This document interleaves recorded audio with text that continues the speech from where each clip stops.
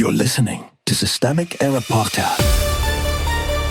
The failure was designed.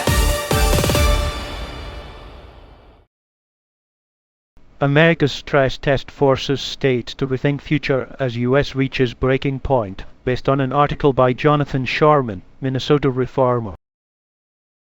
Trump's federalism is just extortion with a seal. The power line runs through the White House.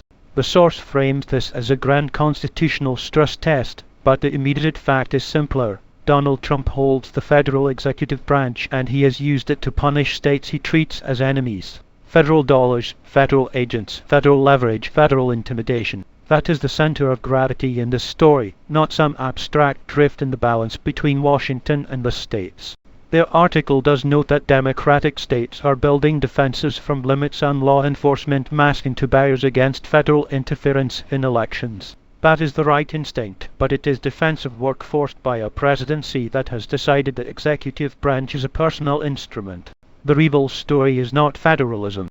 A lot of the quoted commentary tries to elevate this into a philosophical debate about decentralization, liberty, and the proper role of government. That is a familiar dodge. It turns an abuse of power into a seminar topic. This is not a neutral clash of constitutional visions. Trump is trying to expand control over state-run elections, deploy federal personnel as political theater, and use the machinery of government as retribution, calling that federalism his propaganda by abstraction. It hides agency. It softens intent. It pretends coercion is a theory.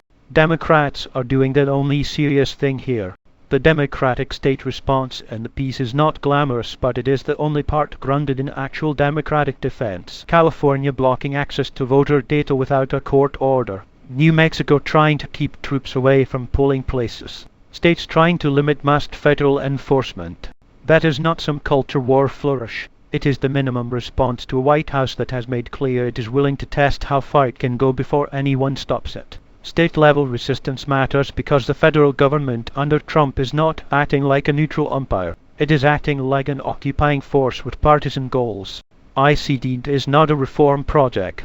Their article mentions state efforts to restrict ICE behavior and public anger over federal agents operating in places like Minneapolis and Los Angeles. The political lesson is not improve ICE or train ICE better. Abolish ICE. ICE is not a misunderstood agency that occasionally oversteps. It is a structurally abusive arm of deportation politics, normalized by repeated bipartisan cowardice and now folded into a broader authoritarian posture.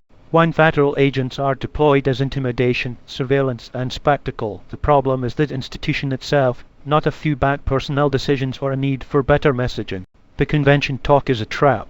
The Republican rhetoric in this piece is dressed up as a principled return of power to the states. It is not that clean. A convention of the states is being sold as an answer to Trump-era excess, but the source itself shows how quickly that idea becomes a vehicle for wealthy interests, constitutional chaos, and a right-wing wish list wrapped in procedural language. There is a difference between constraining executive abuse and opening a constitutional side door that can be hijacked by the most organized minority in the country. This article treats the convention as an ultimate nuclear auction. That is too polite. It is a gamble with democratic rules being made by actors who have already shown they are eager to weaponize institutional ambiguity. The pattern beneath the noise. The deeper pattern is this. Authoritarian politics creates the conditions for anti-authoritarian resistance, then tries to launder that resistance into a general distrust of government itself. That is how power survives scandal. It turns its own abuse into evidence that all institutions are equally suspect. They are not. Trump is not just testing federalism. He is using state-federal tension to normalize rule by intimidation, selective punishment, and executive whim. Democratic states are right to harden their defenses. The larger lesson is harsher. When the federal government is captured by punishing politics, the fight is not for prettier constitutional language. It is for the material ability to block that abuse before it becomes the new normal. You've been listening to Systemic Error. Thanks to Raw Story for today's article. With the automated voice of Arctic, thanks for listening.